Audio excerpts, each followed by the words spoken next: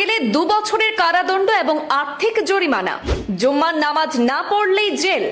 ধর্ম পালনে সরকারি আইন চালুর বিস্ময়কর ঘটনা। শুক্রবারের জুম্মার নামাজে অনুপস্থিত থাকলে এখন থেকে কঠোর শাস্তির মুখে পড়তে হবে মুসলিমদের।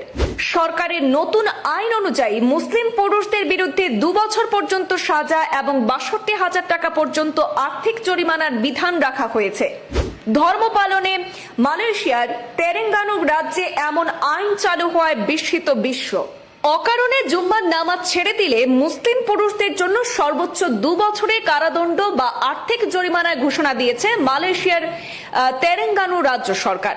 রাজ্যটি বর্তমানে শাসন করছে দেশটির রক্ষণশীল প্যান মালয়েশিয়ান ইসলামিক পার্টি অর্থাৎ পাস।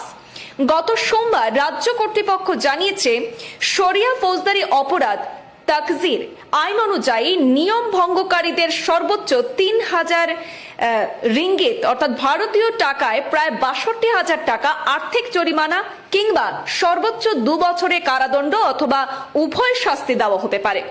তেরেঙ্গানু রাজ্য নির্বাহী কাউন্সিলের সদস্য মোহাম্মদ খালিল আব্দুল হাদি সতর্ক করে বলে দিয়েছেন যে এমনকি একবার জুম্মার নামাজে অনুপস্থিত থাকলেও তা আইন অনুযায়ী শাস্তিযোগ্য কাজ হিসেবেই গণ্য হবে। প্রসঙ্গত, এর আগে টানা 3 সপ্তাহ জুম্মার নামাজে অনুপস্থিত থাকলে শাস্তির বিধান ছিল।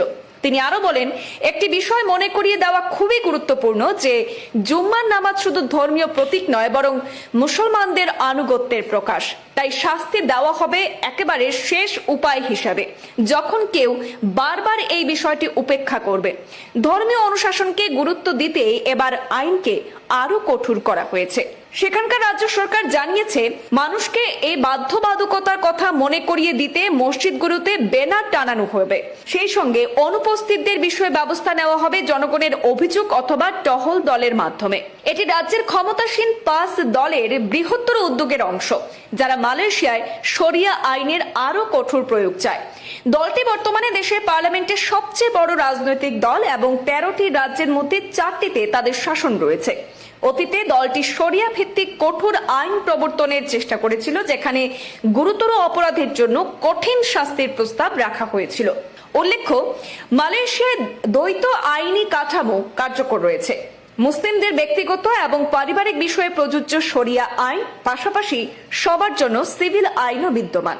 প্রায় 3,30,00,000 জনসংখ্যার সেই দেশে 2/3 জাতিগত মালয়, যাদের আইনের দৃষ্টিতে সবাই মুসলিম।